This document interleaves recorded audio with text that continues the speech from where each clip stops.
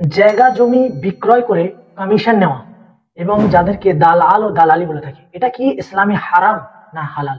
হ্যাঁ, হারাম হওয়ারও কিছু শর্ত আছে, হালাল হওয়ারও শর্ত আছে। যেমন হারাম হতে গেলে কোনো মিথ্যা কথা বলে এই জমি বেচা, যেমন কোনো ধোঁকাদারি করা, কোনো রকমের লটারি, কোনো রকমের জুয়া, এগুলো নিষিদ্ধ।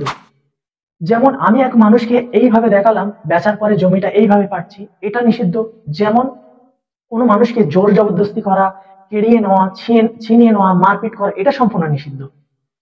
হ্যাঁ, আরেকটা আছে, আল্লাহ রসুল নিষেধ করেছে, যেটা জায়গার বিনিময়ে জায়গা বিক্রয় করা। যেমন আমি এই জায়গাটা দিচ্ছি, আমাকে ওই জায়গাটা দেবে, মানে জায়গার বিনিময়ে জায়গা, এটা আল্লাহ রসুল নিষেধ করেছেন।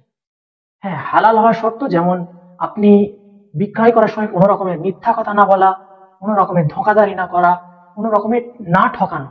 হ্যাঁ, আপনি এটা নিতে পারেন যে আমি যার জায়গা তার কাছেও মোটা অঙ্ক নিচ্ছি এবং যাকে বেচছি তার কাছেও মোটা অঙ্ক নিচ্ছি। এটা কোনো রকমের হারাম ফতোয়া লাগবে না। প্রথমত কোনো রকমের হারাম ফতোয়া লাগবে না। হ্যাঁ, মিডিয়া পুরুষে যেগুলো হয়, এটা মানে দালালি জায়গা জমি বিক্রয় করে, আমার মতে মিডিয়া পুরুষে যেগুলো করে সেটা সম্পূর্ণ হারাম।